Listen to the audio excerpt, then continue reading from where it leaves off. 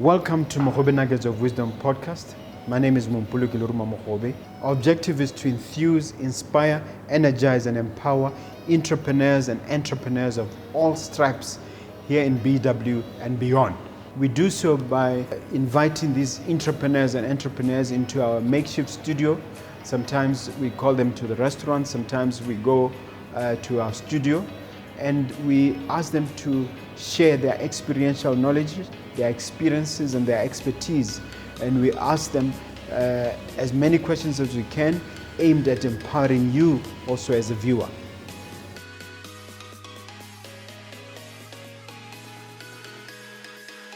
Hello, dear viewer, dear listener. My name is Mompoloki Lerumo Mogobe. I welcome you to another exciting, invigorating, and rather interesting episode of Mogobe Nuggets of Wisdom podcast. My guest is both an entrepreneur and an entrepreneur.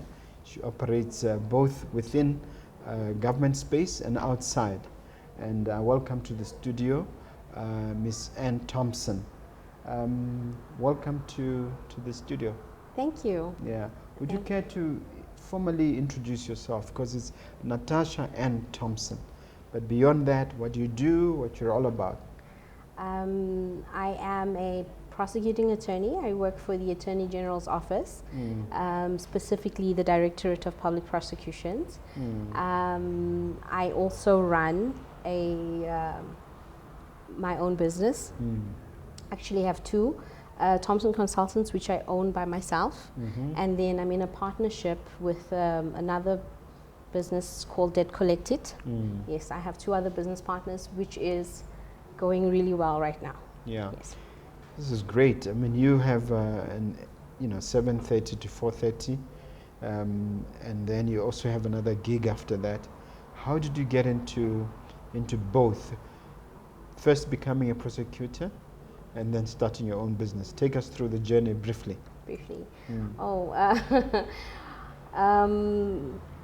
Getting into the prosecuting journey was because I didn't cut it in business when I got back from university in South Africa. And I was like, okay, let me get back to what I really loved in the first place, which was law. I went back to the UB and studied again, and that's how I did public law. You're right. And I just wanted to do work as a criminal lawyer and work for the DPP. And that's how I got into that. And then it was COVID that led me to open other businesses. I'm so grateful for COVID, even though it hasn't been the best of pandemics. Not that any are, but it pushed me and found myself between a rock and a hard place and started pushing myself. Yes. And in terms of the prosecution, what sort of cases, prosecution work, what sort of cases do you do? I am doing quite a few different cases. I work with maintenance cases, I work with burglary, I work with rape, I work with murder, and and threat to kill, which is one of the biggest issues that we're facing right now in the country. And they're quite taxing, but in the same breath, because you have a drive to make sure that the community, the nation is protected and kept safe. You have this, I have to get to work, I have to do this, I have to make sure that things are done. And you do your best to work with other stakeholders to pursue at getting that end result. How important is the conviction rate, and are you comfortable telling us what yours is? It is so important. A conviction rate is actually really important. We go through quite a bit of auditing in our office to make sure that we are reaching the goals that we've set for ourselves, that the Ministry of Justice expects us to have attained. And I'd like to to say that mine is pretty good, but at the same time, I think what do you define as pretty good? What would I define as pretty good? As 80%, but sometimes it's not always good. We can't really I'm making excuses.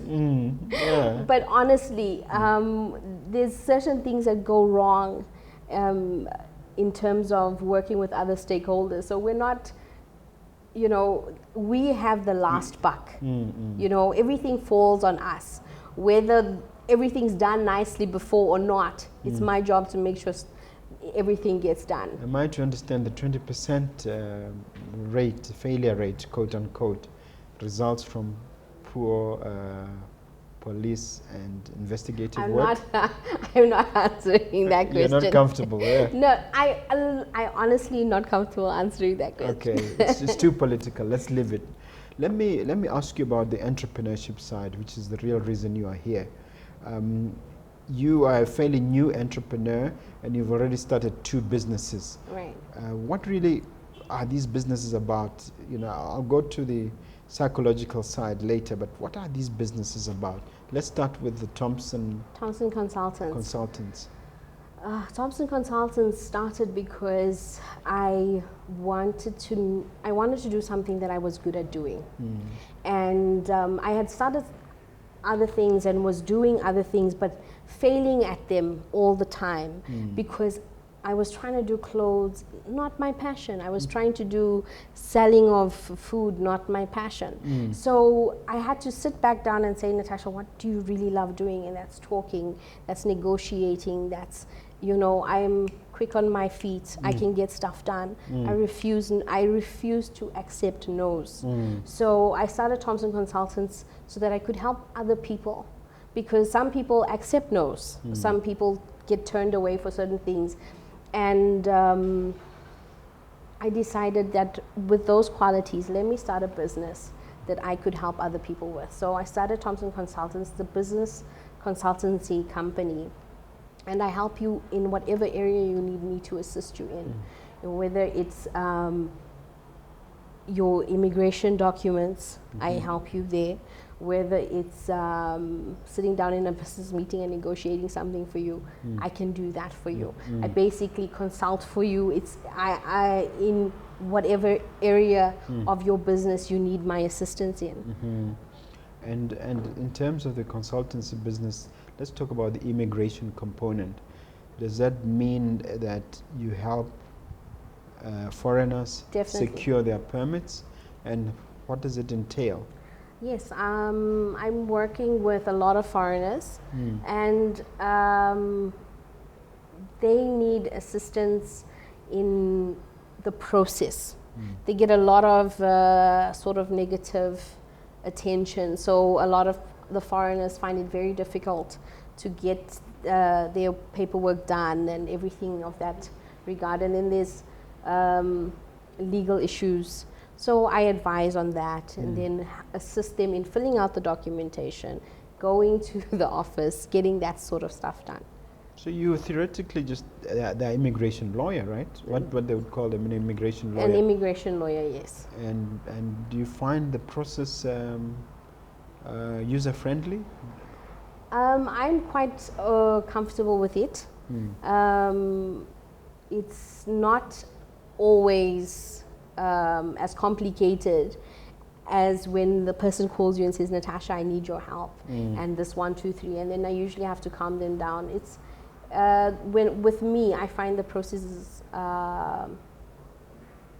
it's not difficult. I don't know if it's because I'm confident when I'm working with other people, or it's not as difficult. Suppose someone calls you saying that their permit has been rejected. Some will tell you that they have 24 hours to leave the country. What do you do? What miracle can you work out for them? I usually call my consultant friend at the immigration and sort of say to them, look, I have this problem. Can you assist me with it for now? And then we'll see how to work around the legal paperwork and then get to court and sort of sort that out to sort of get extra time with that. Yeah. You then do appeals as well? Well, I don't do it myself. I work with other stakeholders or attorneys that assist me with those things. So your consultancy has a network that it works Definitely, with. definitely. I can't do that myself. So I work with other people to sort of assist me with those things. Okay. We're going to go back to some of your businesses, but we're really going to talk what it takes to make it as an entrepreneur, in your judgment. Let's deal with being comfortable with isolation. That is the first major point that you want to touch on. Being comfortable with isolation. Being comfortable. I think that every entrepreneur is required. It's not something you should think about. You're required to spend time alone. It's actually, you should be comfortable being alone. And this usually for me happens at night. You know, when everyone else is sleeping, you're up at night doing what, the extra work that you can't do during the day. And I say at night for me because I'm somebody who has a full-time job. So if I'm going to run any other organization, I'm working in the evenings. And I find that the dark actually stills the chaos and and it brings calm. So that is the time where I motivate myself. I work, I strategize, I think about what I need to get done, and I start putting things in place and fill out whatever forms I need to fill out, type out whatever documents. I have other international clients, South Korea, that are up at those hours when other people are sleeping. And okay, as much as I would like to say isolation works at night for me, and when you're up doing, you need to be comfortable being alone, right? And for some people who don't have jobs or aren't working, it can be during the day, you know, but just get comfortable with not having to. And your busiest hours in terms of being alone and really getting into the grind is between 5 o'clock and 11. Am I right? Yes. And how do you motivate the listener or the viewer to do that, to cut down on Netflix, to cut down on TV, to cut down on social media, and devote that time to honing their skills as an entrepreneur? I think you'd have to have this hunger. There has to be a hunger inside of you and a passion that's driving you. And one of the key things that I always point out is that there's a hunger that you wake up with every day. That despite the heaviness or the discouragement, you wake up and it makes you get up anyway. You tell you, I say to myself, you're not gonna let your emotions get the better of you. So I would tell the viewer that be challenged. You know, there must be something you're doing that is driving you to get away from Netflix, because Netflix doesn't get you your next paycheck. And I was driven because my paycheck, unfortunately, is not sufficient for my everyday life. I was getting 2 weeks out of my paycheck, and then the next 2 weeks I'm looking like, where am I getting my fuel, my food, you know, and my daughter was going to school. So all these things started to influence the decisions that were coming out of me now. Okay, I'm not going to do this. I'm not going to do that, but I'd rather be doing this. Let me fill out a form. Let me do a job.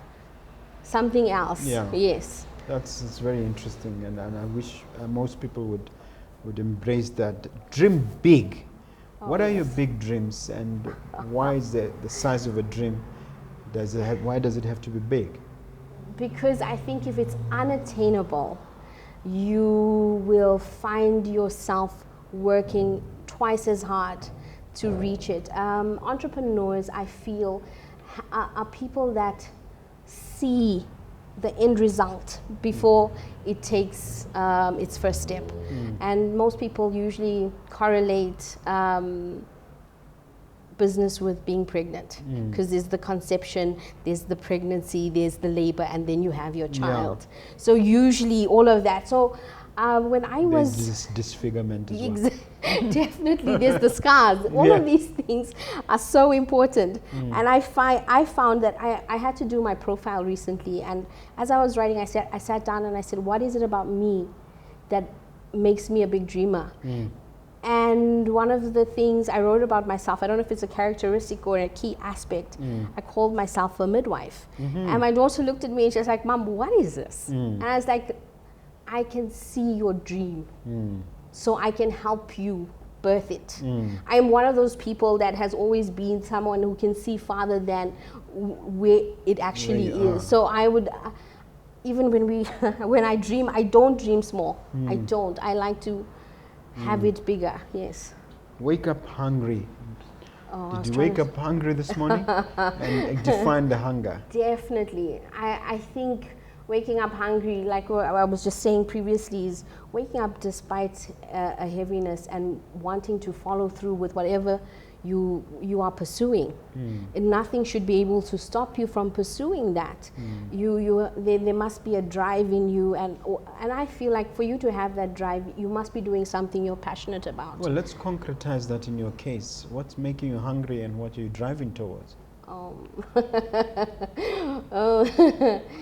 I just feel like I graduated in terms of being a single mom, but that's not the only hunger. What makes me hungry is I was tired of being complacent. I was tired of living hand to mouth. I was tired of not having, being able to walk in a store and just pick something up, not according to my grocery list or my budget. And that is what made me hungry. Wanting to live a certain lifestyle also, and wanting to travel. It's one of my hobbies, passions. I really want to be able to do that. I really love doing it, and you need money to do that. And you need the comfort of saying, in 2 months' time, my whole month is scheduled for whatever travel I'm doing. And I don't want to be able to have to fill out a leave form and say I need this time. I should just do it. So is this hunger, innate? In other words, is it self-generated, or does it come from within? Why do some people have it and some don't? I don't think it's something you have within, because I think people everybody can have it. Everybody should have it. I don't feel like it's something I was born with alone or you were born with alone. You just have to be not complacent or not too comfortable in the space you're in. Actually, that takes me to my next point, which perhaps you'll develop together with that one, which is you have to be comfortable with discomfort. You don't mind being uncomfortable. Right. So I want you to tie those 2 points together so that we drive them home. Right. Comfortable in your discomfort. I feel that you should be able to, ready to. A lot of people don't want to face reality or face decisions. You must be able to make tough decisions and be in tough situations and say, I'm not going to give up on this, or this is not where I'm stopping. Discomfort. It is your discomfort that should drive you to stay up at night. It's that discomfort that keeps you up and you can't sleep because, oh my word, I didn't like the way my day ended, or I didn't get enough from my day. That's what I feel. It was my discomfort during the day, feeling like I wasn't doing enough. It was also because I have this desire to do things for people, and I can't do it within the means that I have. And sometimes it's not easy getting the means from somewhere else when you're not in a position to approach a person. So yes. From our culture as Botswana, is there something in our culture that leads us to too much comfort, or even as a nation where everything is taken care of from kindergarten right up to university? Right. I think that plays a major role. It was not until Mr. Mogobe, I have to tell you, I nearly died. Really? It was my sister's, this was a long time ago, but it's what changed my perception and what drove me to do certain things. My sister was graduating, my youngest sister, and we were coming from her graduation, very sober, very healthy, just me and my daughter, and a car bumped us from behind. It was a twin cab with a bull bar, but and there were no lights, so I didn't even see it coming. And when it hit me, the impact was so strong. I cried for a week. And in that week, I made up my mind that I was not going to die never having put my feet on international ground. And that was when I made preparations to travel. And I traveled to Tokyo. And it was in Tokyo where I saw how people did business, what they did, how they did it, you know, and how they functioned right through. So it was at that point that everything changed for me. And I was like, and when I got home, I realized we're stuck as Botswana in the sense that we don't want to see farther than where we are. And what is it about the Tokyans of Japan or the Japanese that really struck you, that you said, we can emulate this? You want to emulate this? There were 5 people selling the same crepes with the same ingredients, as in inside the crepes, you know. And granted, they have a bigger population, but nothing was stopping the person right next to the other person from doing the exact same thing and getting a customer. And it made me realize that I don't have to I can do exactly what somebody else is doing and still get my own clientele and be successful in my business. It just depends on what I want from this and how far I'm willing to go. Yes. You obviously embrace hard work in your life as an entrepreneur and also as an entrepreneur. What is the role of hard work, and what's your definition of hard work? You must be willing to get your hands dirty. I know for a fact that I can do certain things because, or I can hire someone to do something because I've done it. I am willing to do the basics. So everything that I've started or I'm doing, I am doing knowing that at some point when I get to where I have planned to go and further, I will have done what I've hired someone to do. So I think when I talk to them or we have this relationship or they ask me, I'll be like, I've done your job. I can tell you how to do it. And I know what to do. And I think it humbles a person. It really does. And in terms of you, I mean, I know that you are involved also in social media, apart from being a prosecutor, apart from being a consultant. What are you doing in the social media space? I started a show called Come to the Table, and it's a show aimed at encouraging, inspiring, and uplifting women. It was initially aimed at just working with women and trying to get them to understand that you don't have to stay the same. There's just been a culture for too long where we believe that we have to, and I feel like we're in a season that is for women. But then, Mr. Mogobe, I think men, out for just Botswana, not just Botswana, but I think the men also need encouragement and uplifting. We do, believe me. Yeah, so we need support. It's no more just for women. I feel like I should just, what I plan to do is everybody I bring on the show, whatever your story is, should touch the viewer at home and make them believe that they can do what Mr. Mogobe is doing. And still talking about women, I'm appearing on a show tomorrow about Africa Continental Free Trade Agreement and how it helps women. Since you are into empowerment, have you applied your mind to how this particular agreement helps women in the context of women upliftment?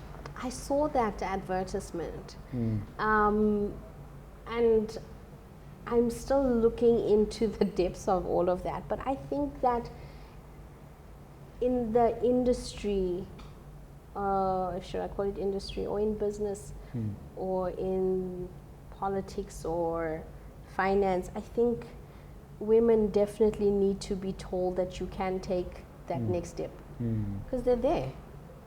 They've just been overlooked for so long. They're definitely there.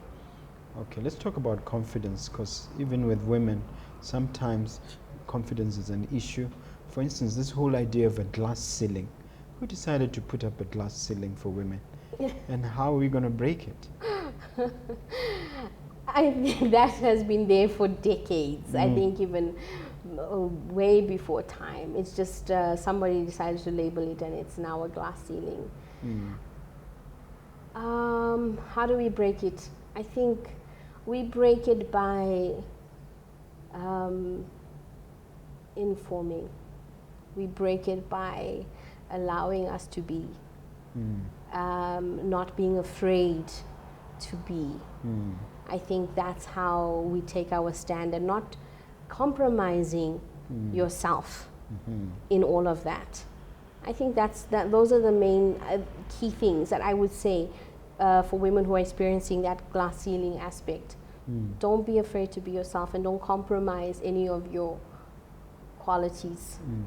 Yes. Don't fit in, don't settle. Don't be mediocre. Don't allow yourself to be, to stand out, to look foolish, if that is the right word. Because I find myself doing that a lot in our organization, because I stand out, I make noise. And not everybody will like you, not everybody will appreciate it. But then once you get the understanding of why you're doing what you're doing, it won't matter. Okay, I want you to explain a bit more on this idea of looking foolish, as you also define the concept of healthy fear. Yes. Afraid to do things, because I used to be afraid to do things. Let me use myself, because it was me. I was afraid to try things because I grew up, don't do that, sit still, be good, you know.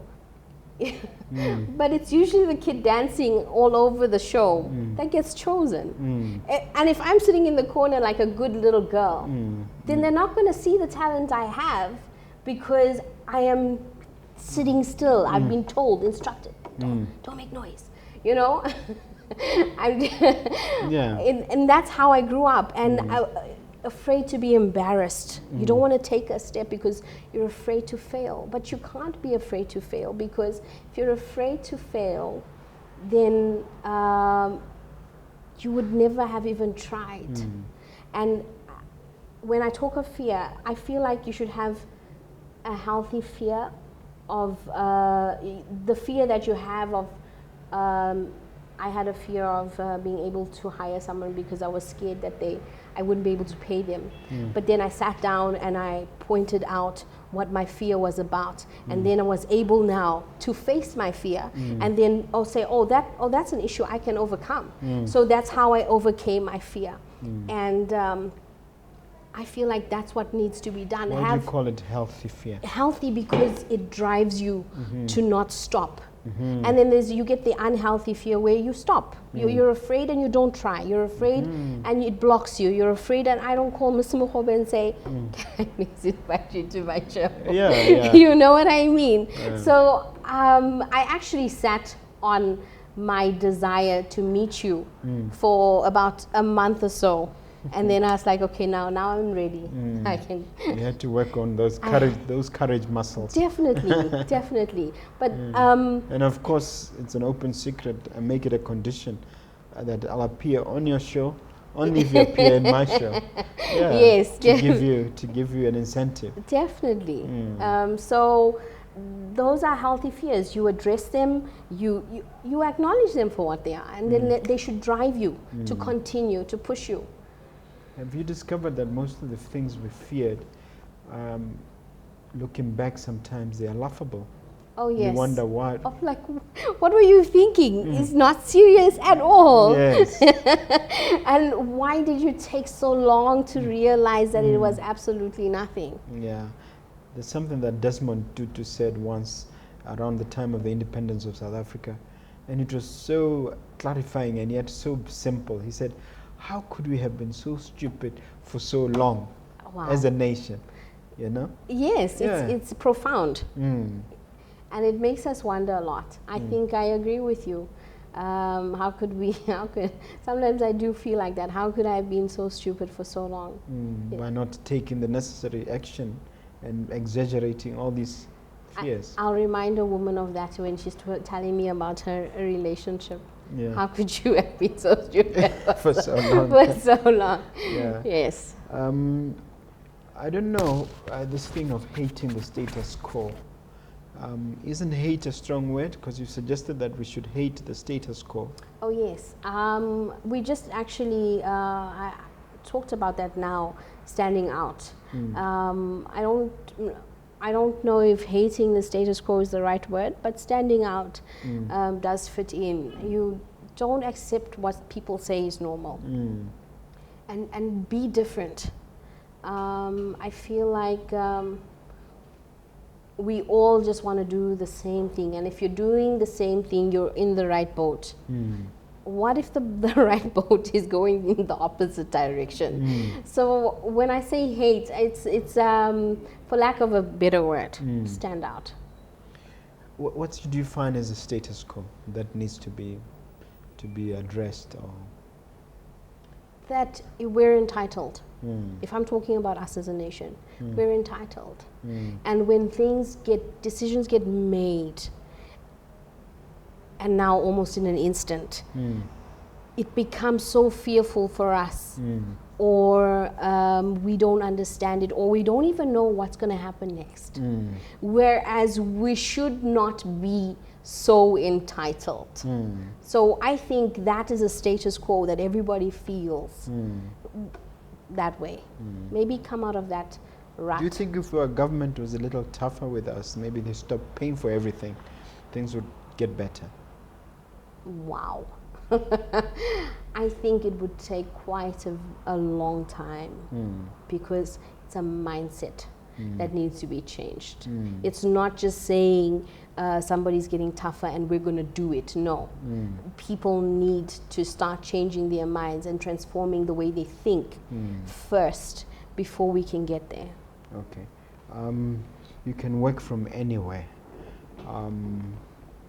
You mean location, or you mean psychologically? In a plane, in a taxi, in a line. Lately, because we've been getting a bit busy, it makes sense, that statement, to be able to work from anywhere, because I find I don't have enough time. So if I can send an email while I'm standing in a line or I'm sitting in a courtroom, I'd rather be doing that. Or if I'm doing administration, apart from what I'm, I think I should attend to business. I have to do things. Yeah, speaking as a lawyer, I find that you at least when I was actively practicing, you'd find that there are 30, 40 cases, sometimes 60 cases on the roll, and they're all postponements. And your case would be number 47. Yes. And you sit there doing nothing, waiting. Waiting. So what are you saying to your fellow attorneys about all that dead time that is wasted?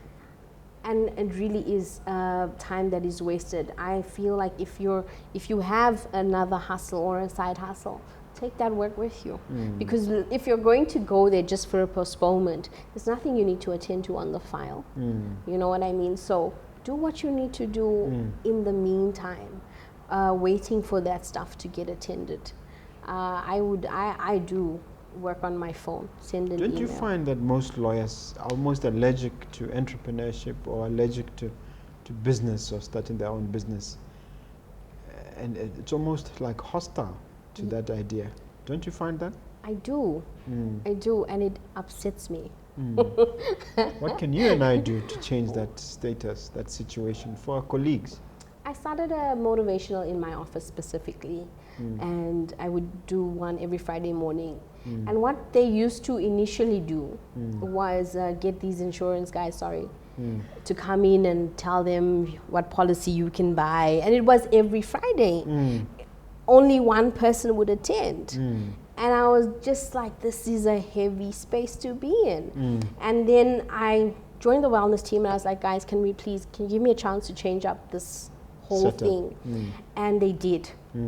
And I would bring in a business person, a motivational speaker. I had Zanel from, is it RB? I'm not sure what radio station is.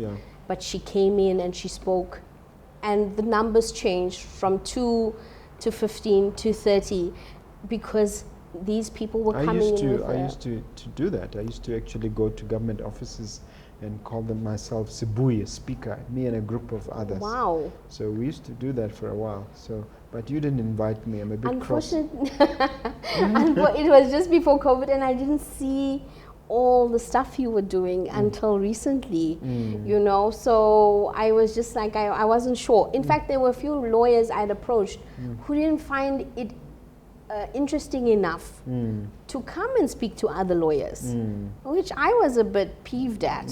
So, but anyway, I'm definitely putting you on that list and have you come over and talk to them. You're a hustler, and you believe every entrepreneur is a hustler.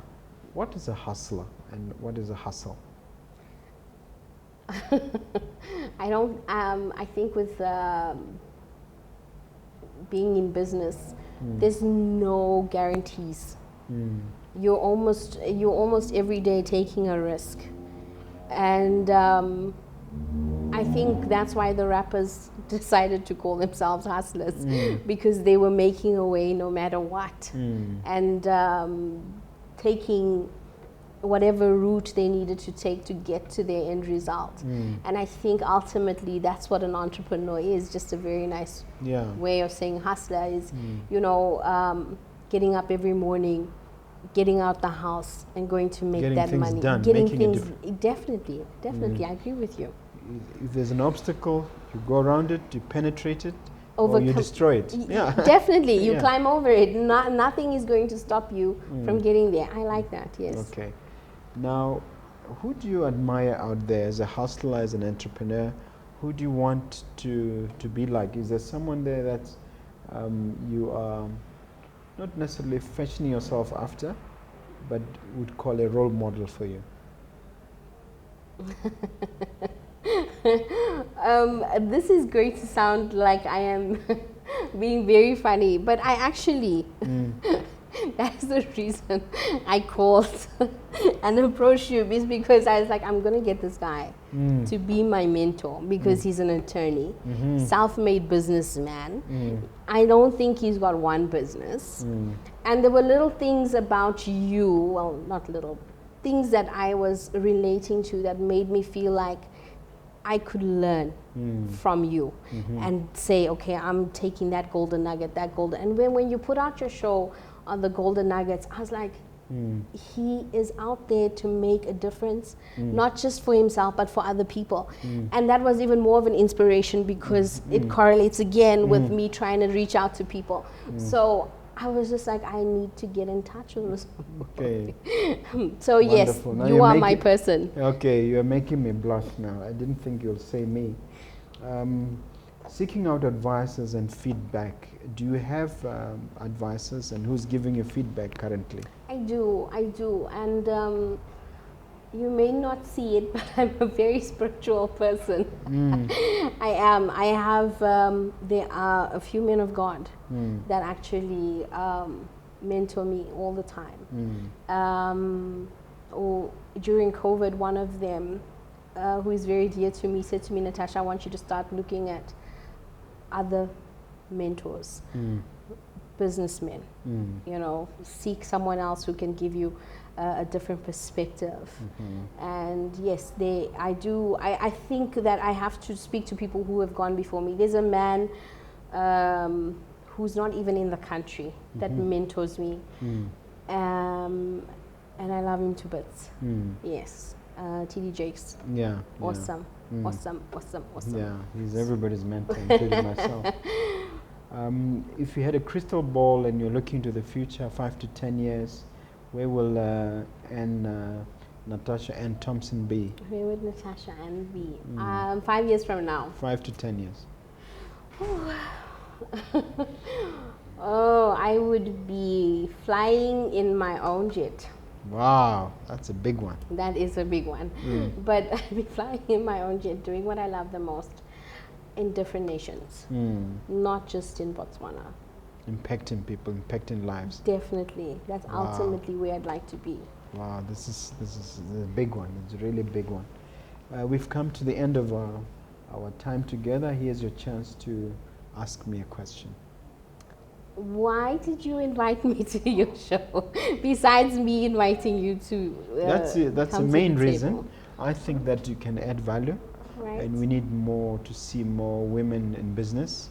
And I felt that you had the personality, you had the bubbliness, and I'm hoping that people will be transfixed as they watch you explain things in such a simple way, and you will encourage more women to get to entrepreneurship. Because one of the things I believe about Botswana is that originally we're entrepreneurs. We did things for ourselves.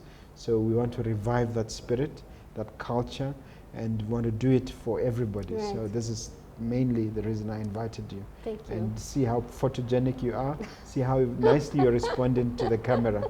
So that is the reason. Okay. Yeah. No, thank you very much. Okay. Thank you so much. Okay. Now you look at that camera and speak to that entrepreneur there or that aspiring entrepreneur and give them words of encouragement. What I'd like to say is don't be afraid to live. I know being alive, people think they're living, but sometimes you're not. You're just doing your day to day. Dare to dream, dare to step out of the usual things that you do, and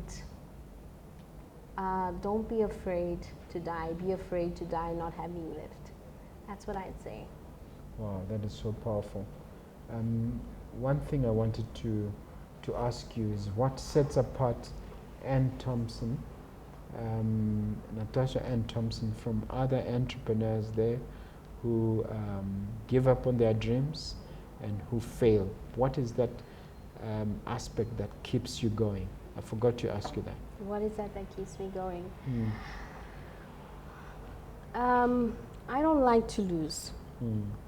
I've been competitive, and if you are an introvert or soft and don't like being competitive, find something that you love very dearly that you're not willing to give up, that will make you fight, that will make you have that willpower not to die in that situation. And I think I wake up with that every day, knowing that I don't want this to be a failure.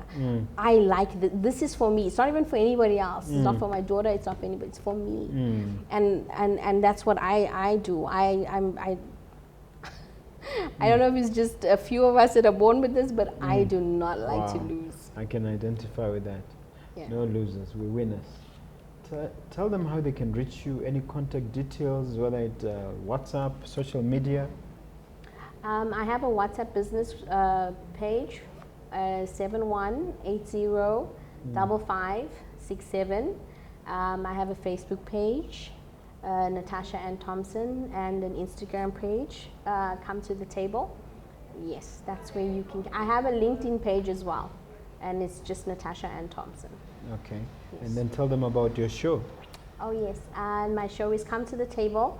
I have a YouTube page. I do post my episodes on my YouTube page, and on my Instagram I have little snippets, and on Facebook as well that I post them on. Please do follow Come to the Table. Okay. Thank you very much. You've been a great guest. You've given of yourself. You've been open. And I think you've enriched the people out there. Thank you so much for coming. Thank you so much.